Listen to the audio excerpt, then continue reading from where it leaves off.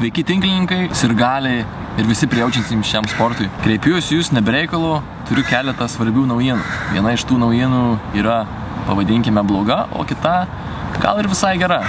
Tikriausiai reikėtų pradėti nuo blogos. Lietuvos tinklinio federacijos sprendimu 4. etapas Rokiškyje yra atšaukiamas. Tai yra galutinis sprendimas ir tas etapas nebus niekur perkeltas. Pakomentuosiu, dėl ko taip nutiko. Visų pirma, Rokiškis atsisakė mus priimti. Visų antra, tą savaitgalį vyksta nemažai kur kas aukštesnio kalibro turnyrų ir mes jau dabar žinome, kad tikrai nemažai porų, kurios galėtų dalyvauti etape, bus išvykę. Trečia priežastis, tai yra Jūrmaloje vykstantis Europos čempionatų finalinis etapas. Šie 3 veiksniai lėmė tai, jog mes nusprendėme visus resursus perkelti į finalinį etapą, kuris vyks rugsėjo 2-3 dienomis Vilniuje prie Baltų tilto. Geroji naujiena.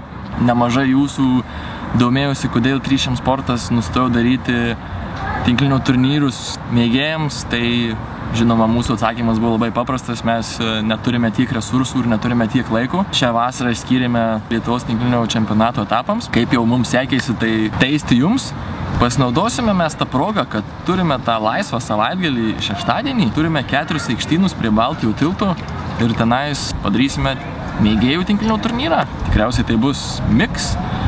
Po turnyro sekmadienį galėsime sėsti į mašinas ir nulėkti iki Jūrmalos. Tokios naujienos, tikiuosi labai nenusivylėte, viskas yra ok. Tai tiek, linkiu jums gero oro ir geros dienos, sėkmės.